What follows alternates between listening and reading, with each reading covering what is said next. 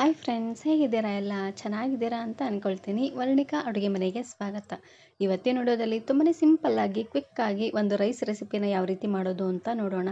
ಇದನ್ನು ನೀವು ಬೆಳಗಿನ ತಿಂಡಿಗಾದರೂ ಮಾಡ್ಕೊಳ್ಬೋದು, ಇಲ್ಲಾಂದರೆ ಮಕ್ಕಳ ಲಂಚ್ ಬಾಕ್ಸಿಗಾದರೂ ಮಾಡಿ ಕಟ್ಬೋದು. ತುಂಬಾ ಸಿಂಪಲ್ಲಾಗಿ ಮಾಡ್ಕೊಳ್ಬೋದು. ಹಾಗಾದರೆ ಬನ್ನಿ ತಡ ಮಾಡದೆ ರೆಸಿಪಿನ ಶುರು ಮಾಡೋಣ.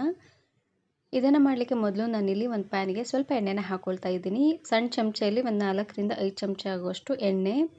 ಹಾಗೆಯೇ ಇದಕ್ಕೆ ನಾನಿಲ್ಲಿ ದೊಡ್ಡ ಚಮಚೆಯಲ್ಲಿ 2 ಚಮಚ ಆಗುವಷ್ಟು ಕಡಲೆ ಬೀಜನ ಹಾಕ್ಕೊಳ್ತಾ ಇದ್ದೀನಿ. ಕಡಲೆ ಬೀಜನ ಅರ್ಧದಷ್ಟು ಚೆನ್ನಾಗಿ ಇದನ್ನು ಫ್ರೈ ಮಾಡ್ಕೊಂಡು ತಗೊಳ್ಬೇಕು. ಸ್ವಲ್ಪ ಗರಿ ಗರಿಯಾಗಿ ಬರಬೇಕು ನೋಡಿ. ಹಾಗಾಗಿ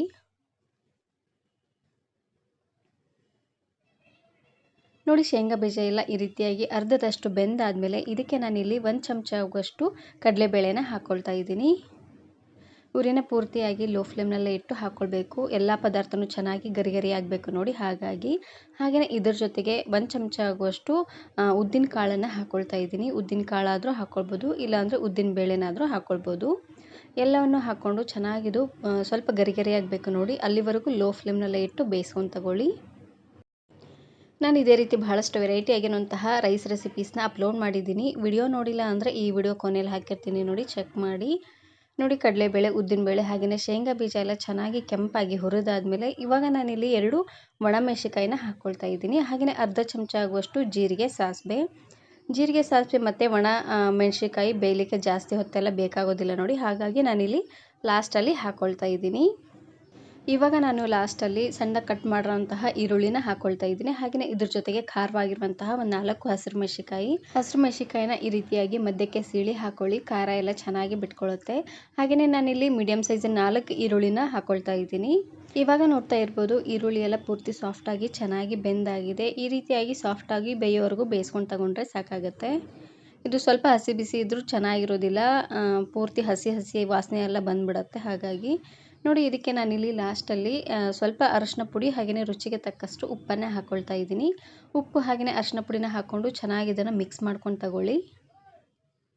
ನೋಡಿ, ಇಷ್ಟು ಪದಾರ್ಥ ಹಾಕಿದ್ರೆ ಸಾಕಾಗುತ್ತೆ. ಇದಕ್ಕೆ ಟೊಮೆಟೊ ಏನು ಹಾಕೋದು ಬೇಡ. ನೋಡಿ, ಒಂದು ಸಾರ್ತಿ ಈ ರೀತಿಯಾಗಿ ಚೆನ್ನಾಗಿ ಇದನ್ನು ಮಿಕ್ಸ್ ಮಾಡಿಕೊಂಡು ಗ್ಯಾಸನ್ನು ಆಫ್ ಮಾಡ್ಕೊಂಬಿಡಿ. ಪ್ಯಾನ್ ಬಿಸಿ ಇರುತ್ತೆ ನೋಡಿ, ಅದರಲ್ಲೇ ಚೆನ್ನಾಗಿ ಬೇಯುತ್ತೆ. ಪೂರ್ತಿ ಹೈ ಫ್ಲೇಮ್ನಲ್ಲೇ ಇಟ್ಟು ಬೇಯಿಸ್ಬಿಟ್ರೆ ಅರಶಿನ ಪುಡಿ ಎಲ್ಲ ಒತ್ತೋದಂಗೆ ಆಗಿಬಿಡುತ್ತೆ. ಹಾಗಾಗಿ ನೋಡಿ, ಇವಾಗ ಒಗ್ಗರಣೆ ಅಂತೂ ರೆಡಿಯಾಗಿದೆ. ಇವಾಗ ನಾನಿಲ್ಲಿ 1 ಗ್ಲಾಸ್ ಆಗುವಷ್ಟು ಅನ್ನನ ಮಾಡ್ಕೊಂಡಿದ್ದೆ, ಅದನ್ನು ಆರಿಟ್ಕೊಳ್ತಾ ಇದ್ದೀನಿ. ಒಂದು ಅಗಲವಾಗಿರುವಂತಹ ಪಾತ್ರೆಗೆ ಅನ್ನನ ಆರಿಟ್ಕೊಳ್ತಾ ಇದ್ದೀನಿ. ಅನ್ನ ಸ್ವಲ್ಪ ತಣ್ಣಗಿದ್ರೆ ಚೆನ್ನಾಗಿರುತ್ತೆ ನೋಡಿ. ಹಾಗಾಗಿ ಸ್ವಲ್ಪ ಅನ್ನನ ಆರಿಟ್ಕೊಳ್ತಾ ಇದ್ದೀನಿ. ಒಂದು ಅಗಲವಾಗಿರುವಂತಹ ಪಾತ್ರೆಗೆ ಈ ರೀತಿಯಾಗಿ ಅನ್ನನ ಆರಿಟ್ಕೊಳ್ಳಿ. ಅನ್ನನ ಮಾಡುವಾಗ ಒಂದು ಅರ್ಧ ಗಂಟೆ ಆದರೂ ಅಕ್ಕಿನ ನೆನೆಸಿ ಮಾಡ್ಕೊಳ್ಳಿ. ಅನ್ನ ಉದುದ್ರಾಗಿ ತುಂಬಾ ಚೆನ್ನಾಗಿ ಬರುತ್ತೆ.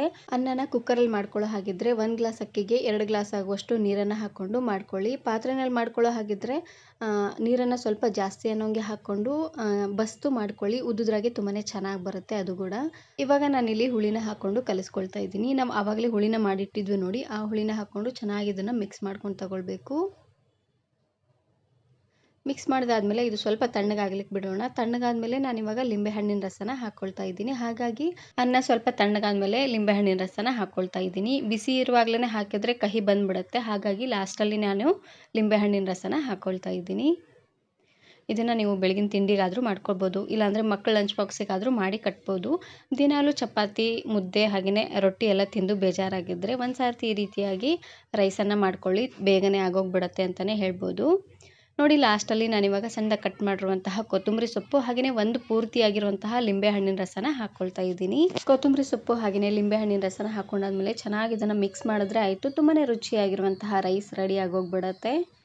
ಈ ವಿಡಿಯೋ ಇಷ್ಟ ಆದರೆ ಈಗಲೇ ಒಂದು ಲೈಕ್ ಬಟನನ್ನು ಕ್ಲಿಕ್ ಮಾಡಿ, ಫ್ರೆಂಡ್ಸ್ ಆ್ಯಂಡ್ ಫ್ಯಾಮಿಲಿ ಜೊತೆಗೆ ಶೇರ್ ಮಾಡಿ. ಹಾಗೆಯೇ ಮತ್ತಷ್ಟು ಹೊಸ ರೆಸಿಪಿಗಾಗಿ ವರ್ಣಿಕಾ ಅಡುಗೆ ಮನೆ ಯೂಟ್ಯೂಬ್ ಚಾನಲನ್ನು ಸಬ್ಸ್ಕ್ರೈಬ್ ಮಾಡ್ಕೊಳ್ಳಿ. Thanks for watching.